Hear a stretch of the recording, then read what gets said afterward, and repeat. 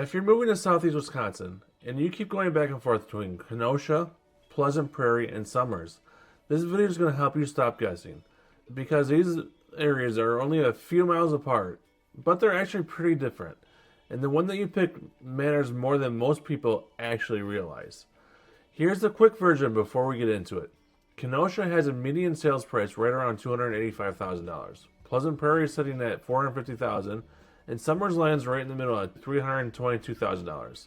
So right out of the gate, we're talking about a $165,000 swing between the lowest and the highest. That's not a small difference, and the gap changes everything about what you can afford and what you're getting for your money. Now let me break down all three for you so you can figure out which one actually fits your life and your lifestyle. I'm Chad Scott, your Kenosha area real estate expert and the unofficial mayor of Kenosha.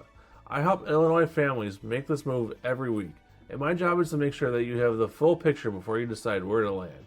If you're still on the fence about Kenosha, spend one weekend here and enjoy our lakefront.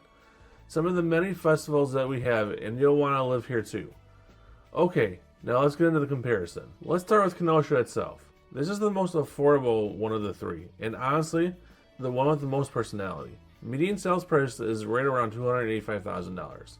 For an Illinois buyer, especially if you're coming from Lake County or Cook County, the number probably sounds too good to be true, but it's not.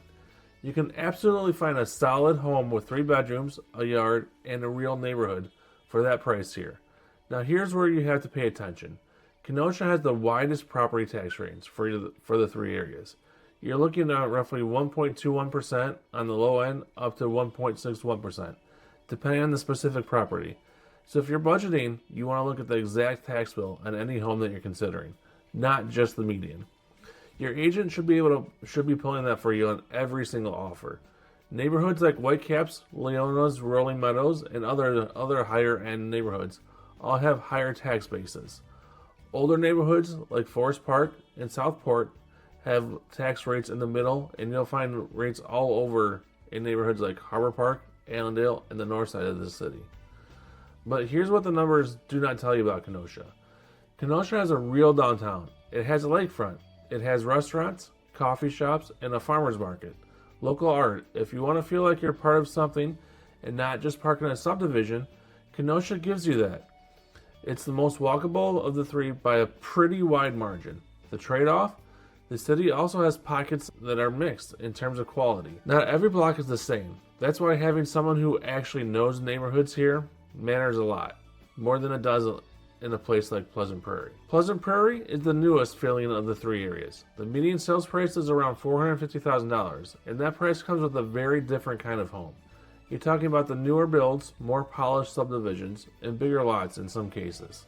In a suburb that feels intentional, everything is kind of neat and organized.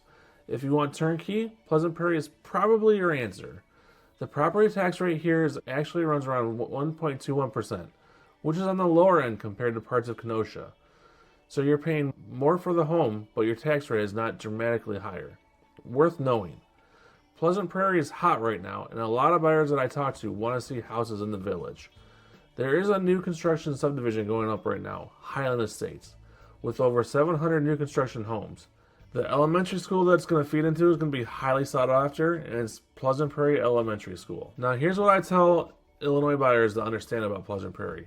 It is very close to the Illinois border, and that's intentional for a lot of people because it keeps you close to family, close to your old commute route, and in a community that honestly feels similar to a lot of northern Illinois suburbs that you're probably coming from and will probably go visit.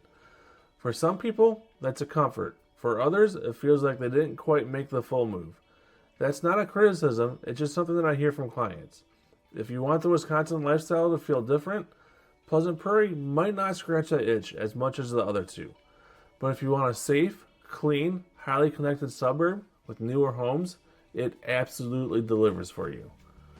Now Summers is the wild card, and honestly the one that surprises people the most when they actually drive through it. The median sales price is right around $322,000, so you're right in the middle of that range.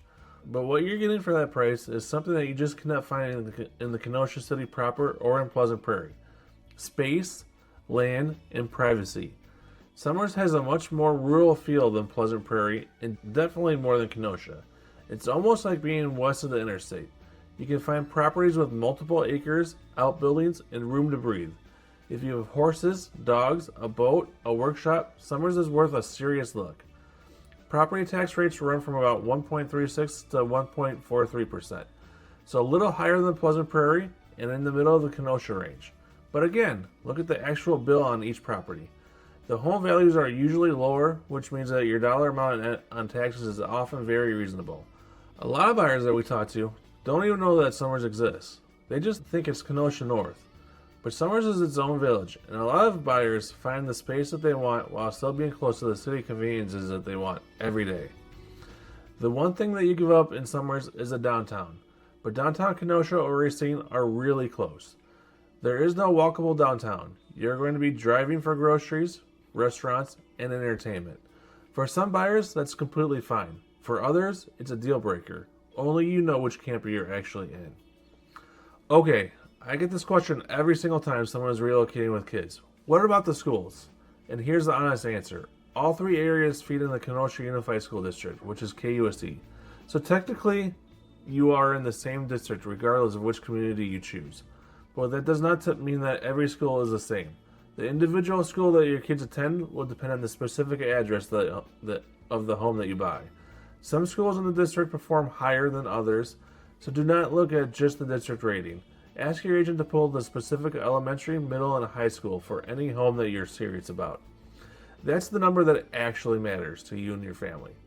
Now, real quick, if you're already pretty far along in this process and you just want to talk through your specific situation, you can call or text me directly at 262-331-1621. My number is in the description, and I'm happy to help you think through which area actually makes sense for you and your family. Okay, let's get back into it. So let me give you the honest summary. If budget is your biggest factor and you want the most lifestyle per dollar, Kenosha is your answer. You get the most personality, the most community feel, and the lowest entry price. Just make sure you know exactly which neighborhood that you're buying in. If you want a newer home, a polished suburb, and something that feels familiar coming from Illinois, Pleasant Prairie is probably the smoothest transition. You will pay more for it, but the product is typically pretty consistent. And if you want land, space, and privacy, and you don't need to be walking distance from a coffee shop, Summers is going to genuinely surprise you with what your budget can buy. If you're still commuting to and from work, then I would stick to Kenosha or Pleasant Prairie. If you love the bigger lots and the county feel, then Summers is probably the spot for you. If you want a walkable neighborhood with sidewalks and a downtown where you can walk to the Buzz and Sandy's Popper and then Scoops, then Kenosha has to be on your list. If any of this is hitting close to home for you, here's the next best step. Just text me at 262-331-1621. Tell me a little bit about your situation, your budget, your timeline, and we'll get on a quick call and I can help you figure out which area actually makes sense. No pressure, no sales pitch. Just a real conversation. If you found this helpful, hit subscribe. I put out videos like this every single week to help Illinois families make a confident move to Southeast Wisconsin. And I'll see you on the next one.